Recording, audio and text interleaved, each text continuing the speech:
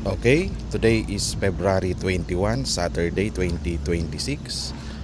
Di bale, nandito tayo sa construction site, project site natin. Di bale, ito na yung progress ng construction for today. Di bale, 2 weeks ago, nagsimula tayo. That is February 9, no? Yung start ng ating construction execution. At ito na yung natapos ng ating mga construction workers. Di bali nakapag-execute na tayo ng foundation, no? Yung hukay na ikabit na natin, tapos na yung paghukay, na-install na natin yung mga parilya o yung ating buting rebars. Nakapag buhos na rin tayo ng semento at naitayo na natin itong mga column rebars, no? For today's video, papakita ko yung ating manual bender fabrication. Ito yung manual bender fabrication natin. Napakahangin, no? Dito sa ating construction site. Maingay yung mga aso. Di bali, ito yung ating manual bender fabrication, no? Ito yung ginagamit natin. Lagihan natin video. Di bali, ito yung ating manual benders ng mga rebars. Ito naman for 16mm, no? Gumamit tayo ng angle bar at saka itong dalawang maliit na rod ng ating 16mm diameter na deform bars, no? Ito ang ginagamit natin pang hook sa ating mga column rebar, no? Ito yung pang bend niya. Ganon din sa ating puting kasi gumamit tayo ng 16mm na rebar. At ito yung tubo, no? Pambali natin. Yung ginagamit naman natin sa 12mm ay itong bearing, no? 12 at saka 10mm ang kaya naman ito. Subukan natin. Ito yung 10mm. Ikutin natin siya. Yan, napaka-smooth guys, no? Squala siya. Siya, no? L-type. Kung gagawin mo rin siyang hook, pwede rin, no? 135 degrees ang gagamitin mo. At yun ang ginamit natin. Yan, bearing siya, no? Umiikot siya. Di bali, ito yung nagawang mga ito yung stirrups ng ating para sa tie beam, no? Gumamit tayo ng 10mm na deform bars. At yung gagamitin naman nating main bars niya, di bali 4 na 12mm, no? Para sa kanyang main bars. Dalawa sa taas at dalawa sa baba o kantuhan, no? Bali ang size nito, itong ating stirrups para sa ating tie beam, di bali 250 by 200, no? 250, yan, 200 siya. Tapos 250. Yan.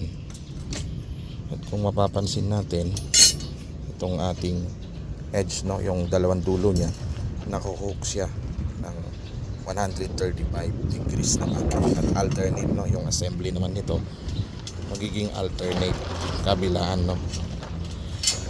Ibali kung yan yung isang edge, ibali ang kasunod is doon naman sa dulo para mayroon siyang puwersa. Okay? At ito naman yung ginamit natin para sa mga columns. Itong kanyang stirrup din is 10mm, no? Pero yung kanyang main bars, gumamit tayo ng 16mm na 6, no? Mayroong extra dito sa gitna. At ang size din nito 250 by 250 siya, no?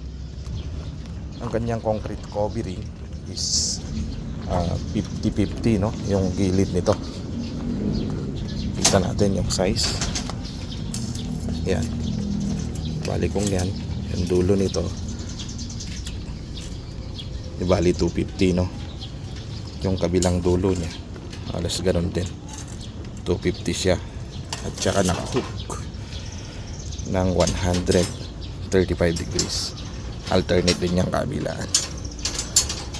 At yung concrete covering nito, dulo-dulo, lahat ng side, no, 50 siya. Kaya kung 250 ang size nito, naging 350 na siya, 350 by 350. Bali, pakita natin, yan siya.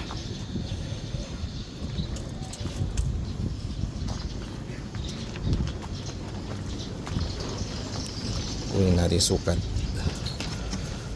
Bali yan guys, no, magiging 350 ang labas niya by 350.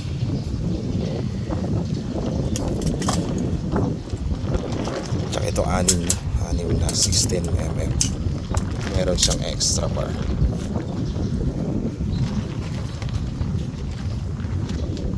Di ba ito na yung accomplishment. Makikita ninyo nagsimula na silang maghukay ng mga tie beam, no. Pinaghukay na natin tie beam kasi lahat yan nakakonect, no. Meron tayong 24. Di ba ang total ng ating column is 24, no. We have 24 numbers of column. Yan. Okay?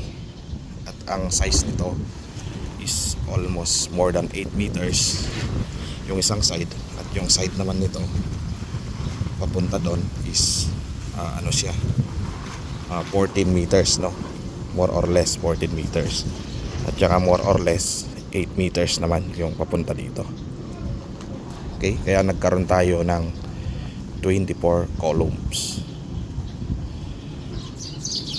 Ito lang para sa kanyang foundation, no. Ibali na ito na yung finish. Pakita natin yung finish ng ating column. Mayroong aso, no. Mayroong yung aso. Pakita natin yung finish. Nagkaroon siya ng 50 na concrete covering. At saka yan siya guys, no. 350 siya yung finish niya. Ganon din sa kabila.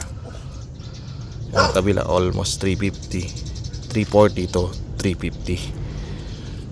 At ito yung mga aggregates natin. Di bale mano-mano lang din, no, yung pagbuhos natin dito. Gumagamit lang tayo ng mga pala. Yan siya sa pagtimpla at saka sa paghalo, no, ng ating mga semento. Di bale we have total of 6 skilled people na gumagawa dito.